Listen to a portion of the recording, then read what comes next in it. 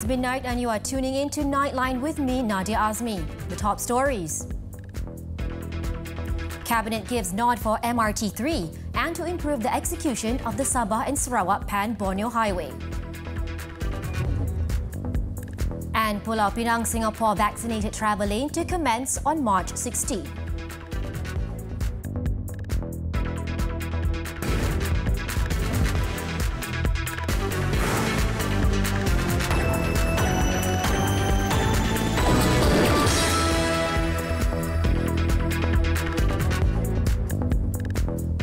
The Cabinet has agreed to improve the execution of the Sabah and Sarawak Pan Highway and to go ahead with the MRT3 Circle Line. Prime Minister Datuk Seri Ismail Sabri Yaakob said for Pan Sabah, the Cabinet agreed to continue the implementation of 19 additional work packages involving 367 kilometres across 5 years. In a statement after the Cabinet meeting on Friday, the Prime Minister said the government also agreed to undertake the Sarawak-Sabah Link Road SSLR and the Trans-Borneo Highway project. He said priority will be given to local contractors, particularly Bumiputra, to generate business and job opportunities for Keluarga Malaysia. This is expected to spur growth and economic development, particularly the government's objective to continue strengthening the economic sector and to generate 500,000 jobs this year.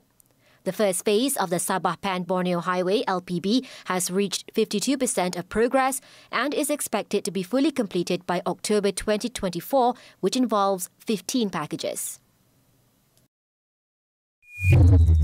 The Prime Minister also said that the federal government is allocating an additional 15 billion ringgit for flood mitigation projects between 2023 and 2030.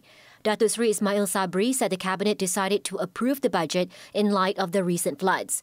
Before this, he said only 1 billion ringgit had been set aside for mitigation projects under the 12th Malaysia Plan, which is from 2021 to 2025. Last month, Environment and Water Minister Datuk Seri Tuan Ibrahim Tuan Man said the country might need to spend 300 billion ringgit until 2100 for flood mitigation measures. He told a special parliamentary sitting that the measures would include the building of embankments and dikes and the prevention of coastal erosion.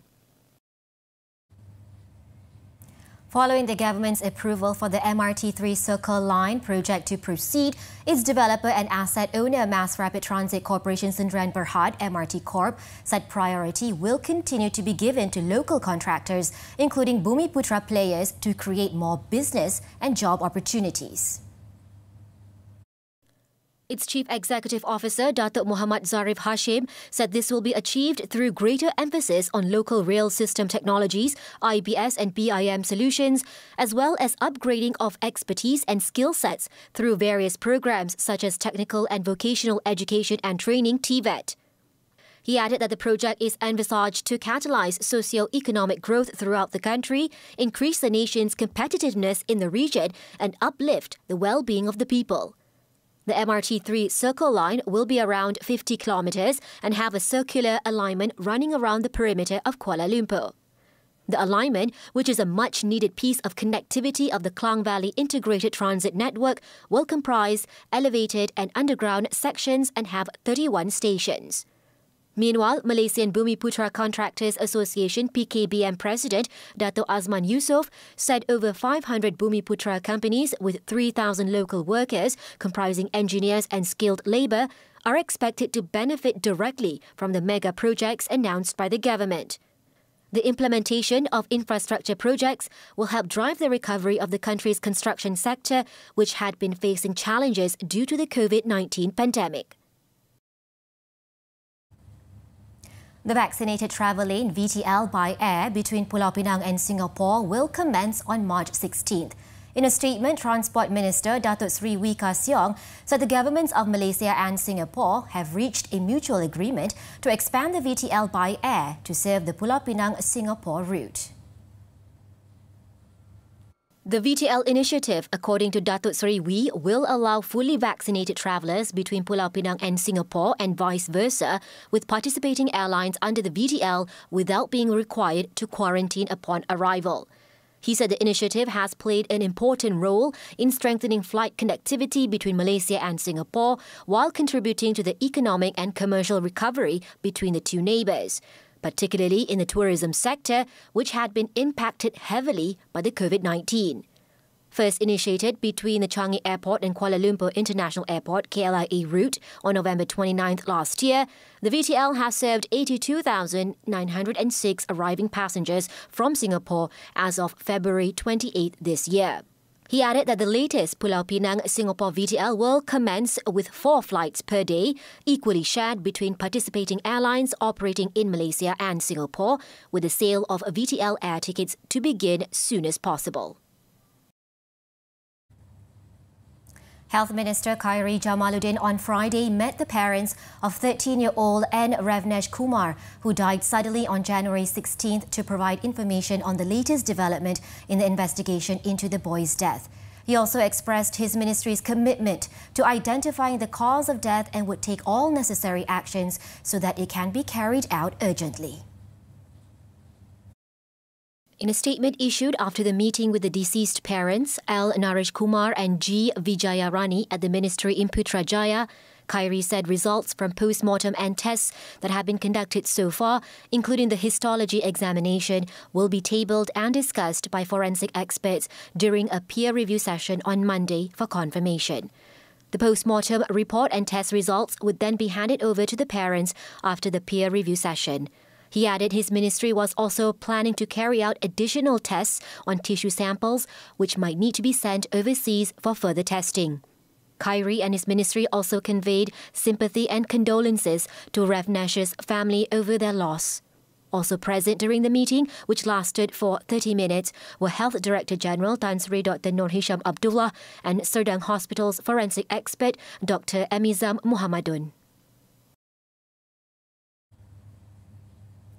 The Prima Innovative Home Financing Scheme should be used as a benchmark in the government and industry's efforts to provide home buyers easy access to financial services.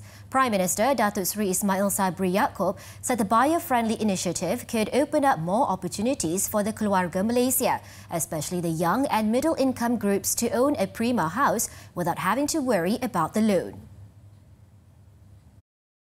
Inisiatif yang mesra pembeli ini pastinya dapat membuka lebih banyak peluang kepada lebih ramai keluarga Malaysia, khususnya golongan muda dan yang berpendapatan pertengahan, untuk memiliki rumah prima tanpa bimbang tentang pembiayaan perumahan. Datuk Seri Ismail Sabri said this in his speech in conjunction with the launch of Prima Innovative Home Financing Scheme at Residency Lakin Indah Residence in Johor Bahru on Friday. He added to ease the financing woes faced by the people, especially those who are self-employed, loan application for the Prima housing scheme can be made without a payslip, with guarantee issued by Syarikat Jaminan Kredit Perumahan Berhad (SJKP), a company wholly owned by the Finance Ministry.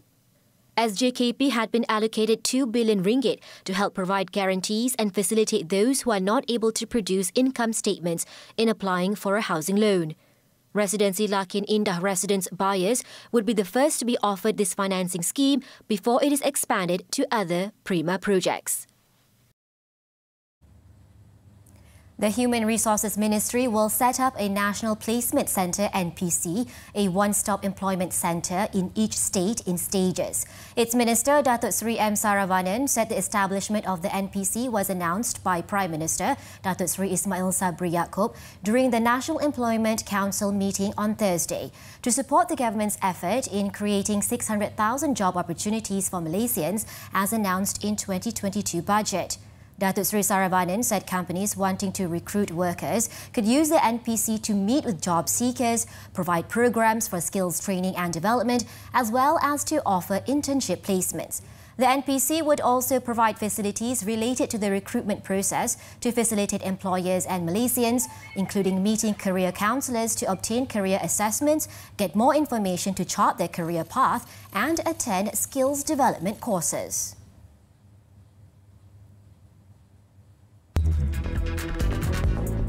Datuk Seri among 9 nabbed over fake investment scam.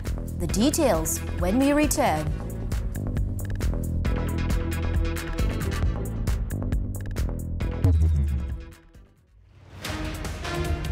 Johor, adding luster to Malaysia's most southern state, having vast potential in attracting more investors. What can Johorians and the business community expect in the next 5 years? Up close with Johor Menteri Besar Datuk Azmi Mohamad this Saturday at 5 p.m. only on TV3.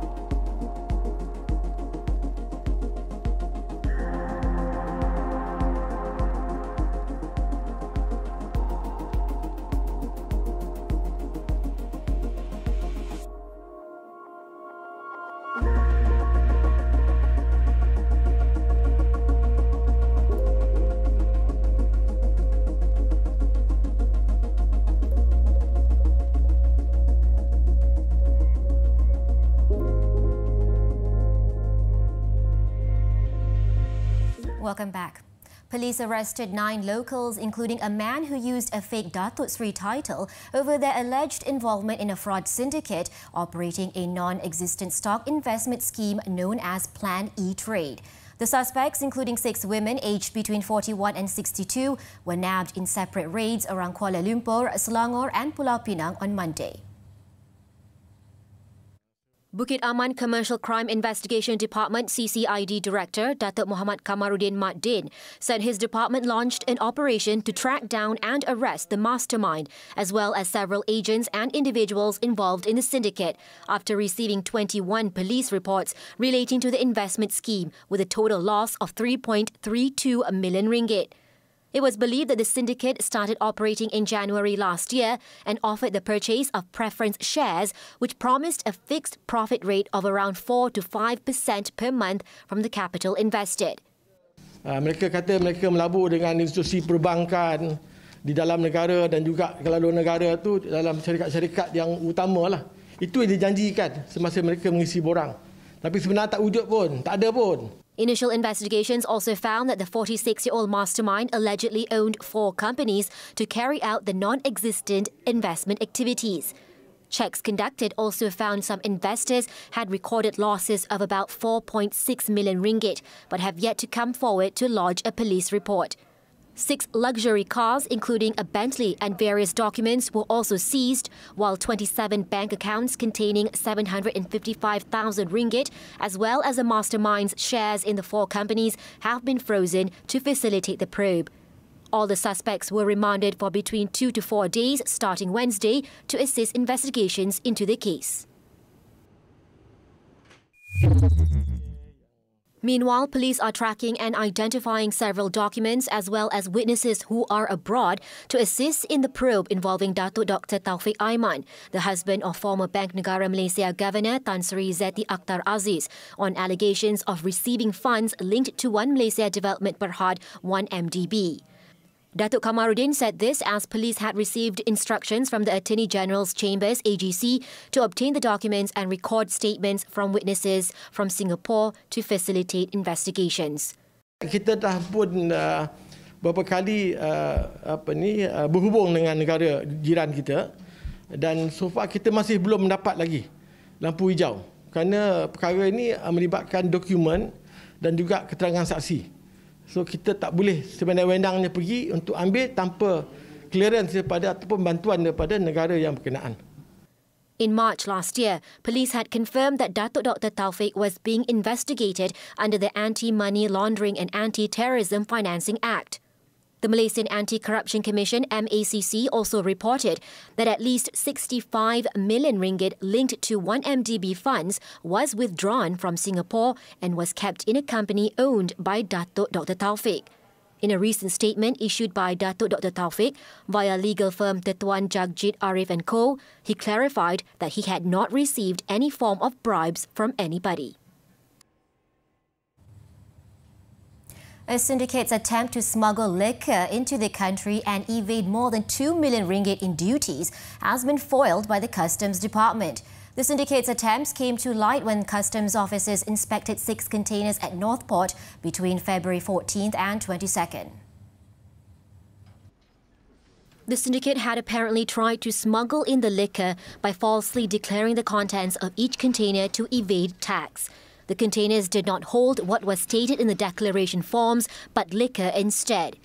Customs Deputy Director General for Enforcement and Compliance, Dato' Abdullah Jabbar, said the containers were detained for breaching customs prohibition on Imports Order 2017 on prohibited goods.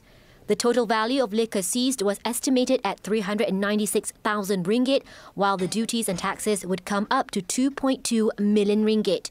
He added that 2 men in their 30s have been detained so far. Members of the public have been urged to alert the Customs Department to any smuggling activities.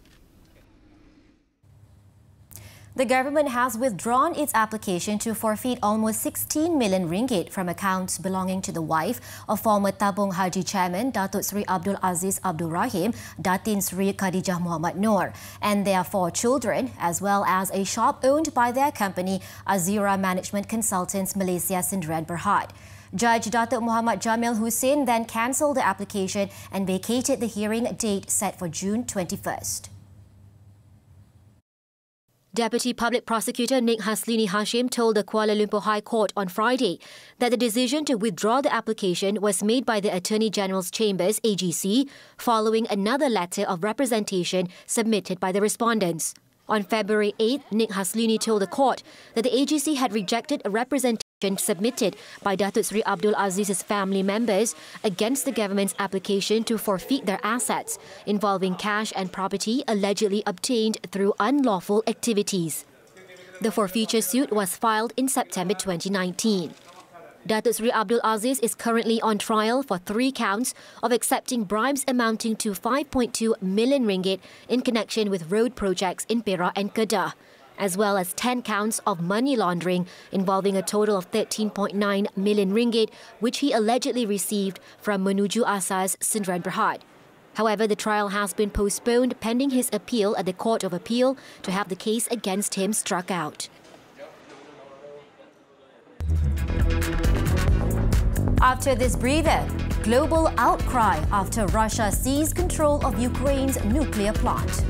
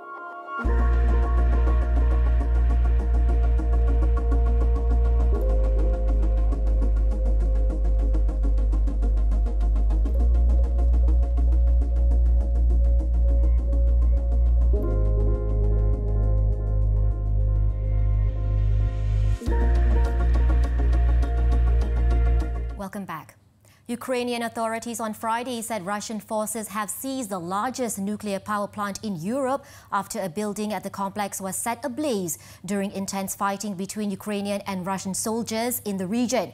Workers at the plant said the fire, which has since been extinguished, broke out at a training building outside the plant's perimeter and that only one of the plant's 6 reactors was operational.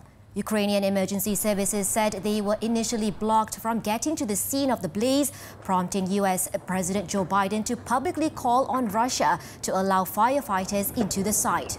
According to Ukraine Foreign Affairs Minister Dmytro Kuleba, an explosion at the plant could cause severe damage as if it blows up, it will be 10 times larger than the Chernobyl disaster.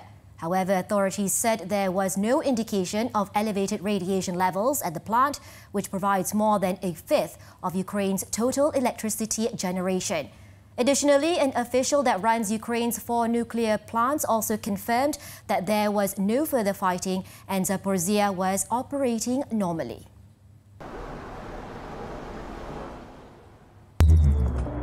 In the meantime, the overnight attack on the nuclear plant has sparked international alarm and prompted an immediate outcry around the world.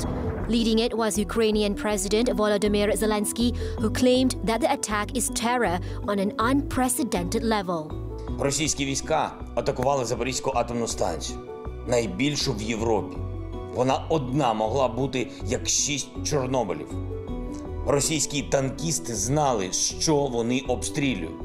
Прямою наводкою по станції – це терор небаченого рівня. You mentioned the reports of active shelling of nuclear sites in Ukraine.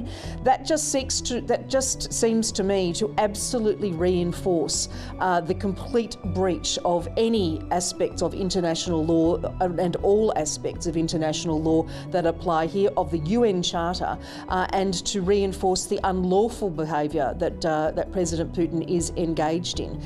The world condemns that behaviour, and Australia strongly so. I think the whole world will be shocked. I think it's very important that we unite now and renew that message. Russia must withdraw, we need a ceasefire, and we need to stop this aggression from Russia, because this escalation is deeply, deeply concerning. Meanwhile, after negotiations between Ukraine and Russia on Thursday, the two sides have agreed to create humanitarian corridors in areas of Ukraine. According to Ukrainian presidential advisor Mikhailo Podolyak, the parties have come to an understanding of the joint creation of humanitarian corridors with a high temporary fire. He added negotiators had also reached an agreement on joint efforts to secure the supply of medicine as well as food to sites with the most intensive fighting, with the possibility of a temporary ceasefire in the areas where such evacuations will take place. Before the talks, Ukrainian negotiators said they would demand a ceasefire and humanitarian corridors as deaths and destruction mounted 8 days after Russia began the unprovoked invasion of its neighbour. However, the Ukrainian negotiating delegation did not get the results as expected, and the dialogue will continue in a 3rd round of talks.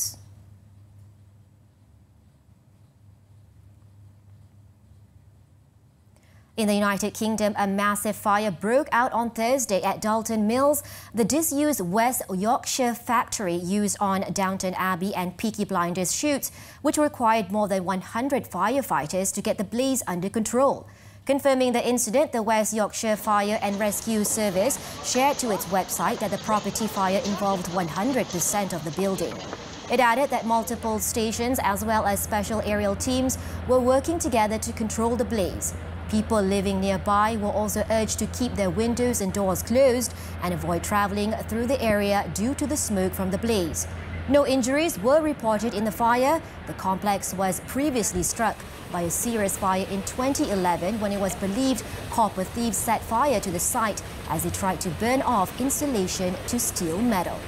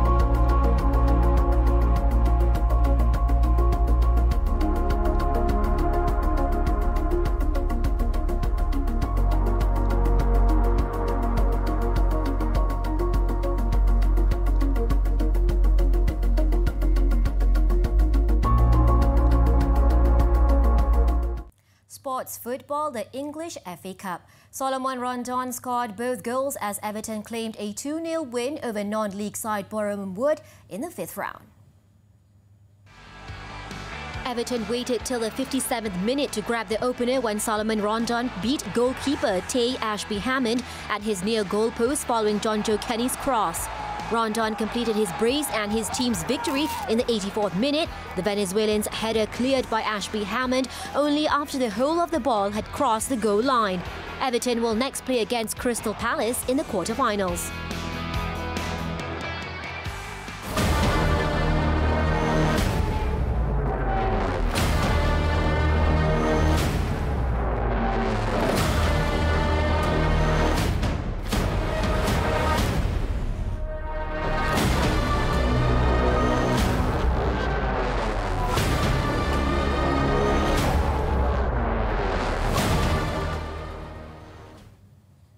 The largest centre for digital arts and immersive experiences was inaugurated in Madrid with an impressive Gustav Klimt exhibition. The new creative space will experiment with immersivity based on audio-visual screenings, augmented reality, virtual reality and holography. Let's take a look as we wrap up Nightline this time around. With that, I'm Nadia Azmi. Thank you for watching and take care, Malaysia.